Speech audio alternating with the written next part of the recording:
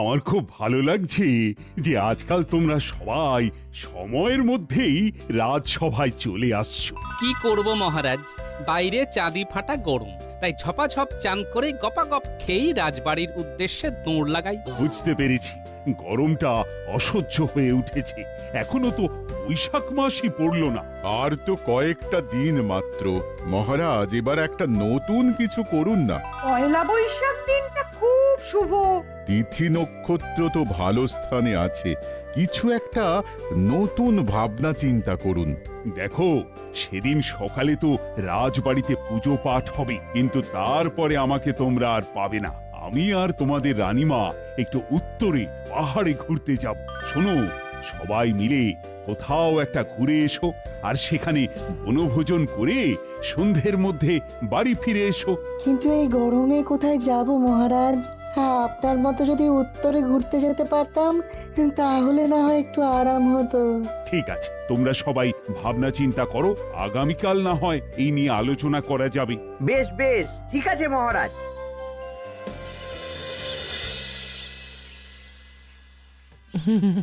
এই দেখো, সামনে পয়লা বৈশাখ। এবার কিন্তু আমার একটা জামদানি শাড়ি চাই চাই। দু পয়সা আমদানি করতে টাক ফেটে যাচ্ছে, আর তুমি জামদানি জামদানি করছো। হ্যাঁ, ও সব কথা শুনবো না, পুজোর সময় থেকে ঘোরাচ্ছ।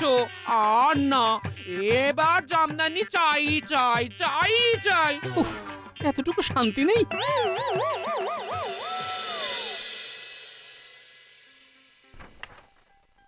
এই শোনো না, কি হয়েছে বলো? বলছি কি, অনেকদিন তো কোথাও ঘুরতে যাইনি, আমাকে কোথাও একটা ঘুরতে নিয়ে চলো না। উফ, শুরু হয়ে গেল। উঠতে গেলে শাড়ি আর বসতে গেলে ঘুড়ি। সারাদিন বায়না আর যখন তখন গয়না, আর সয় না। দেখো, তুমি যদি আমাকে ঘুরতে নিয়ে না যাও তাহলে আমি একাই বেরিয়ে পড়বো, আর ফিরবো না, এ বলে দিলাম। আরে একটু সবুর করতে শেখো, আগে ভাতাটা তো পাই, তারপর ভেবে দেখবো।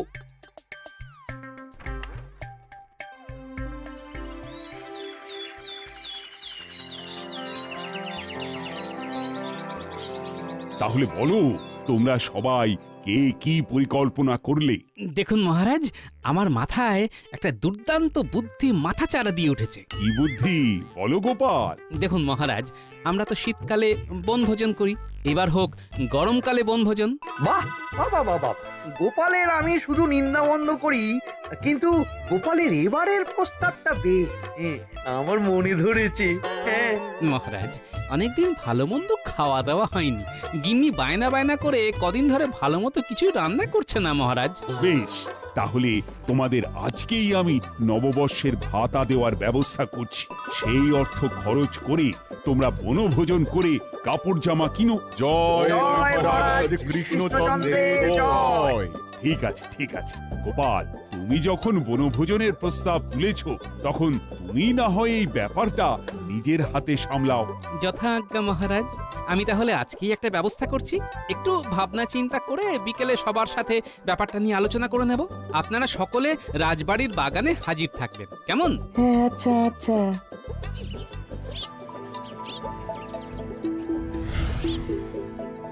উফ, মন্ত্রীমশাই, কতদিন পরে আপনার বাড়িতে পাত পেড়ে খাচ্ছি। এই গরমের মধ্যে আমের চাটনিটা কিন্তু জমে গেছে। আজকাল তো আর ডাকেন না আমাদের, বড্ড কিপটে হয়ে গেছেন। আগে হাত ভরে রোজগার ছিল, পাত ভরে খাওয়াতাম আর হাত খুলে খরচ করতাম, কিন্তু এখন গোপাল এত ধরিবাজ হয়ে গেছে যে কি আর বলবো। দেখুন, ছোট মুখে একটা বড় কথা বলি, আপনি না হয় টাকা পয়সা চুরি করেন, গোপাল মহারাজের মন চুরি করে। আর বারবার দাও মেরে বেরিয়ে যায়। তাই এবার আপনাকে চোরের উপরে বাটপাড়ি করতে হবে। মানে গোপাল নাম কেনার চেষ্টা করবে, কিন্তু আপনি সেটা বদনাম করে দেবেন। আর সেটা করবেন? সাব্বাস, এই তো চাই।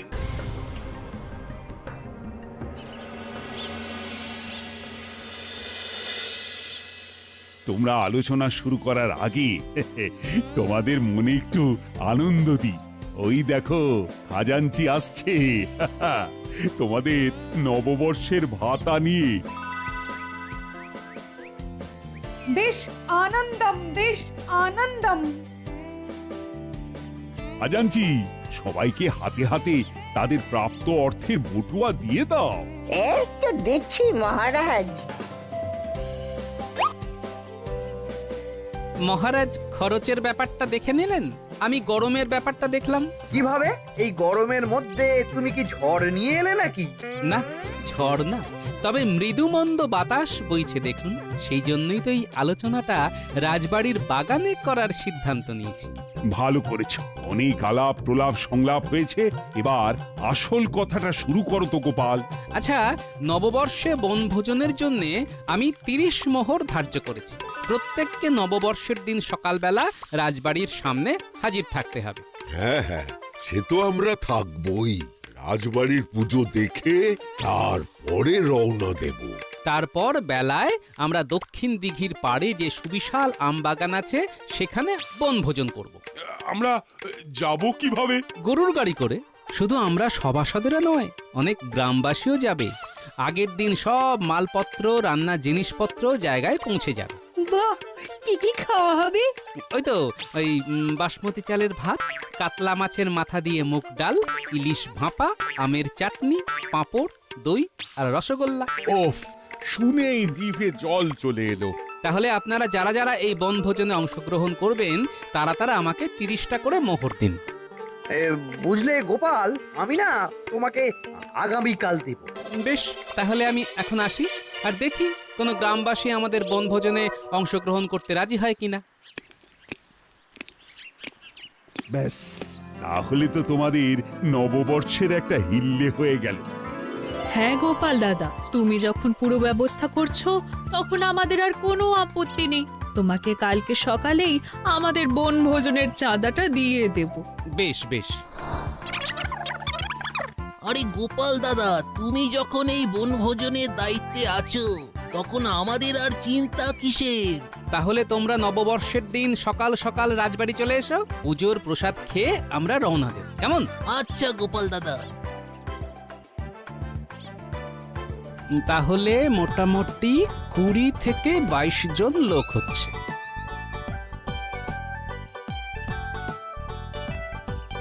বলা, নববর্ষের দিন সকালবেলায় কয়েকশো রসগোল্লা আর দই লাগবে, বুঝলি?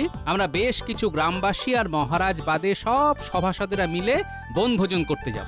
ও, এবারে সিদ্ধিদাতা আমার দিকে মুখ তুলে চেয়েছেন। কিরকম? এই যে একটু আগে মহারাজ এসেছিলেন, সকালবেলা এই রাজবাড়ির পুজোর জন্য মিষ্টির বায়না করে গেলেন। তারপরে আমি এলাম, তার মানে শুধু সিদ্ধিদাতা নয়, ধন সম্পদের দেবীও তোমাকে আশীর্বাদ দিচ্ছেন, সেটা বলো। হ্যাঁ হ্যাঁ, ঠিকই বলেছ। কিছু অগ্রিম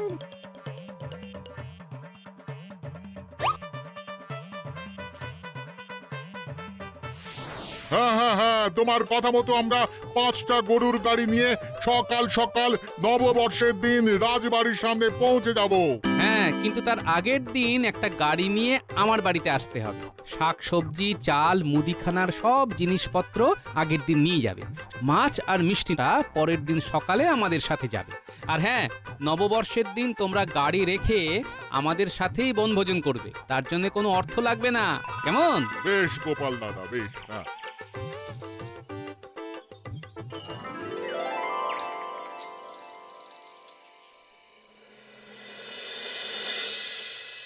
বুঝলি তো বটা ঘটা, গোপাল সবাইকেই রাজি করিয়ে নিয়েছে।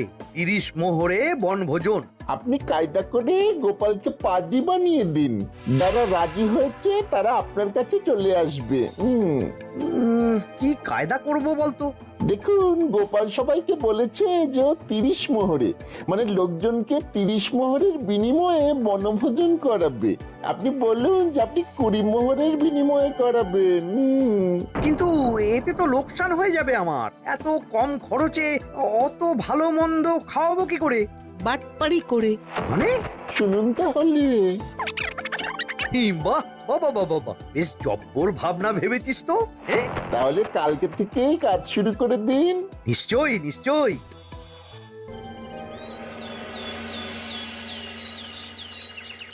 তারপরে বলো গোপাল, বনভোজনের কি ব্যবস্থা হলো? মহারাজ, সব ব্যবস্থা হয়ে গেছে।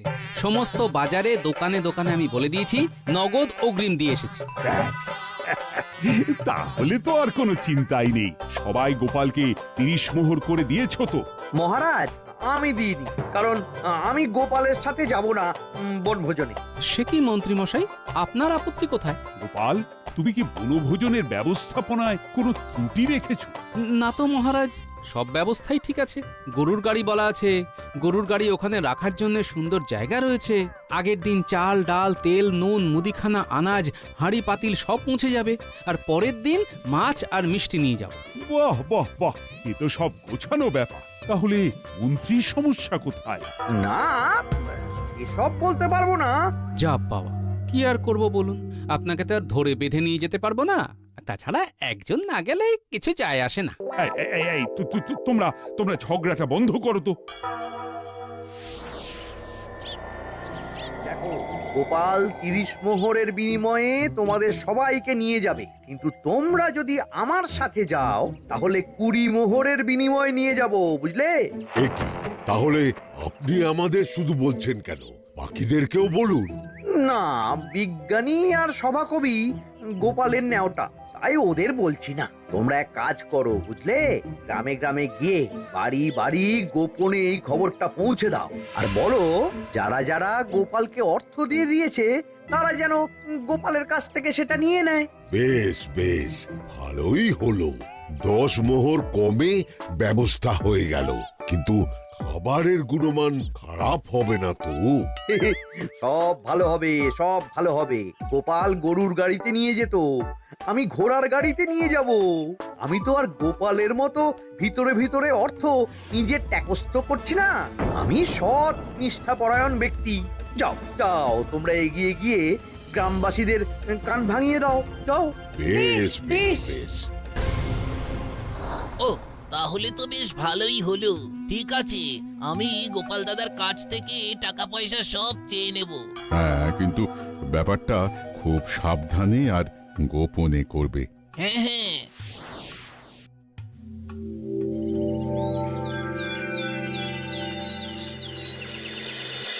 না না গোপাল দাদা, আমাদের টাকা ফেরত দিতেই হবে।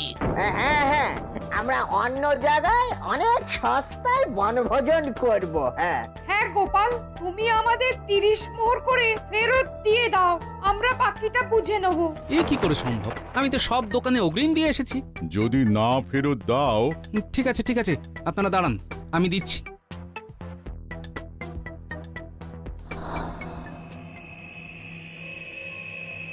অনেক লোকজন তো চলেই গেল। এবার কি হবে? আমার মনে হচ্ছে এ সব কিছু মন্ত্রী মশাইয়ের চক্রান্ত। যাই হোক, কাল বাদে পরশু নববর্ষ, যে কজন আছে তাদের নিয়েই আমরা বনভোজন করব।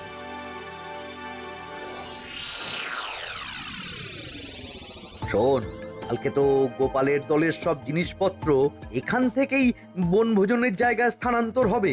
হ্যাঁ হ্যাঁ হ্যাঁ হ্যাঁ, কালকে আমরা তককে তককে থাকবো, কাজ হয়ে যাবে। ব্যাস, তাহলেই হলো। রমেন, তাহলে সব জিনিসপত্র নিয়ে তুমি চলে যাও, আবার ফিরে আসবে। কালকে তো আমরা সবাই মিলে যাব। আগে হ্যাঁ।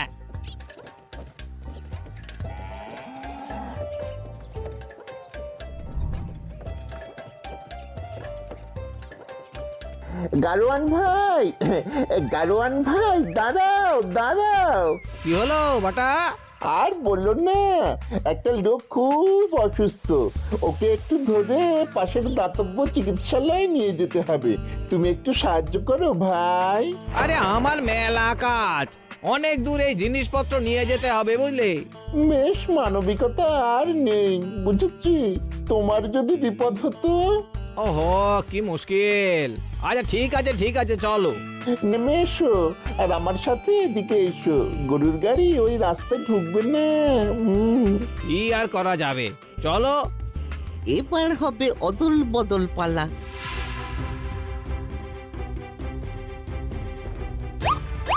ভাই বটা, কোথায় সেই অসুস্থ ব্যক্তি কোথায়? এ বাবা, এখানেই তো ছিল, কোথায় গেল? ও, এই যে শুনছেন, কোথায় আপনি? যা, সাড়া দিচ্ছে না। দূর দূর, আমার সময় নষ্ট হলো। উফ, কাজ শেষ।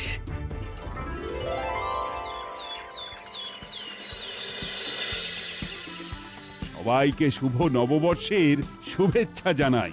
শুভ নববর্ষ মহারাজ। ভালোভাবে সবাই বনভোজন করো, আর আমিও পাহাড়ে ঠান্ডায় ঘুরে আসি। সবাই একসাথে বনভোজন হবে না মহারাজ, দল ভাগ হয়ে গেছে। 20 মোহরে কেউ এক মহান ব্যক্তি অনেককে আলাদা করে নিয়ে যাচ্ছেন। সেই মহান ব্যক্তি আমি।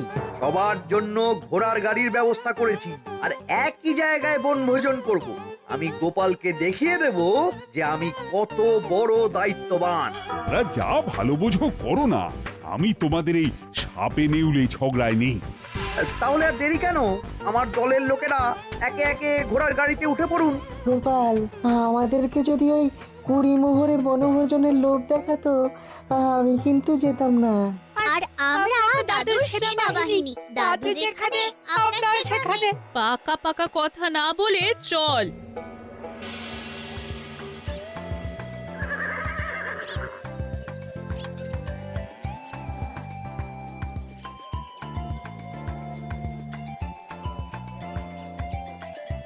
কি গোপাল দাদা, এ তুমি কি চাল এনেছো? সবই তো পোকা চাল। কি বলছোটা কি? আমি তো বাসমতি চাল আনিয়েছি। এ কি, ডালেও তো পোকা? কি বলছো কি, ডালেও পোকা? আমি তো ভালো সোনামুগ ডাল আনিয়েছি। এ কি গোপাল, আমরা পোকা চাল পোকা ডাল খাবো? এই যে রমেন, তুমি তো ভাই সব জিনিসপত্র গতকাল নিয়ে এলে, তুমি কিছু করনি তো? সত্যি কথা বলো কিন্তু। আরে বিশ্বাস করো, আমি কিছু করিনি। তোমার কথা মতন তো সব চাল ডাল নিয়ে এলাম। দেখছো তো, গোপালের সাথে বনভোজন করলে কেমন পস্তাতে হতো। হ্যাঁ, তাই তো দেখছি আমরা ঠকে যেতাম। শুধু গোপাল দাদা, একটা ব্যাপার হয়েছিল কালকে।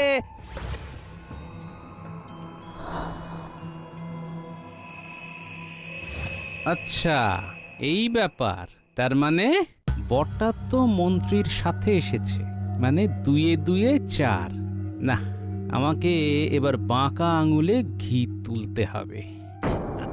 আমি খুবই দুঃখিত। আমি এক্ষুনি কাছাকাছি কোনো ভালো দোকান থেকে চাল ডাল আনার ব্যবস্থা করছি। ভাই রাধুনি, তুমি বরং মাছটা আগে বানিয়ে নাও। আচ্ছা। ন্যাপলা, গুলটে, তোরা কানে কানে একটা কথা শোন। বলো গোপাল দাদু। মজা জমে উঠেছে।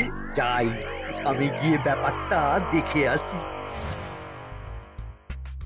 পুটির মা, বিজ্ঞানী, তোমরা নববর্ষ কেমন উদযাপন করছো? আর কি বলবো বলুন, সব চালে ডালে পোকা। পোকা না, তোমরা হয়ে গেছো বোকা। গোপাল 30 মোহরও নিল, আর ভাবলো তোমাদের এরকম পোকা চাল ডাল খাইয়ে বাড়ি পাঠিয়ে দেবে। এই যে কাকুরা, তোমরা এখানে বসে আছো, আর মন্ত্রী মশাই তোমাদের কখন থেকে খুঁজছেন। দেখি, এই চল ভাই, চল চল চল, এক্ষুনি যাচ্ছি। ব্যাস, ওরা চলে গেছে, এবার খরাও চলে যাবে। শুধু পড়ে থাকবে গাড়ি। মন্ত্রী মশাই আমাকে ডেকেছেন? কই না তো। সে কি, তবে যে গোপালের নাতি নাতনিগুলো আমাকে ডেকে বলল আপনি আমাকে ডাকছেন। ও সব মজা করছে। যাই হোক, ভালোই করেছো। তোমরা তো কিছু খাওনি, একটু কিছু খেয়ে নাও, কেমন? খেয়ে তারপরে যাবে। হ্যাঁ, বেশ বেশ। গোপাল, এর কত দেরি হয়ে গেল বলো তো? আরে বিজ্ঞানী, তুমি বুঝতে পারছো না, এই সব ওই মন্ত্রী মশাইয়ের চক্রান্ত। আমার সন্দেহ যদি ঠিক হয়, তাহলে এক্ষুনি পরিষ্কার হয়ে যাবে। মন্ত্রী মশাই, সর্বনাশ হয়ে গেছে। কেন, কি হয়েছে? আরে আমাদের ঘোড়ার গাড়িগুলো আছে, কিন্তু একটা ঘোড়াও নেই। কি? আরে তাহলে আমরা বাড়ি ফিরবো কি করে? হ্যাঁ, কি মন্ত্রী মশাই, আমরা কি করে ফিরবো? কৃষ্ণনগর তো অনেক দূর। বাবা, এবার কি হবে? কি হয়েছে? কোনো সমস্যা? আমাদের ঘোড়া পালিয়ে গেছে। ও, আসলে আমাদের তো ভালো চাল ভালো ডাল পালিয়ে গেল, ঠিক সেই রকমই আপনাদের ঘোড়াও পালিয়ে গেল।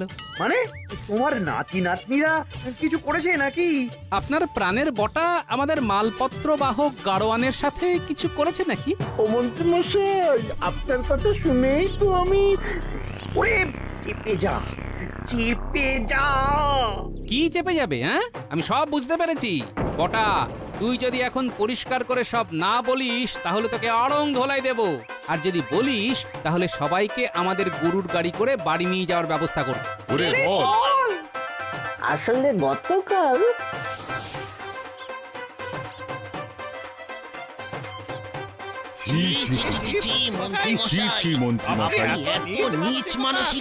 আমরা 10 মোহর কমের জন্য আপনার দলে এলাম, আর আপনি এটা করলেন। আমি সবাইকে গাড়ি করে নিয়ে যাব, শুধু মন্ত্রীকে নয়। হ্যাঁ নয়, হ্যাঁ। আর এটাই আপনার নববর্ষ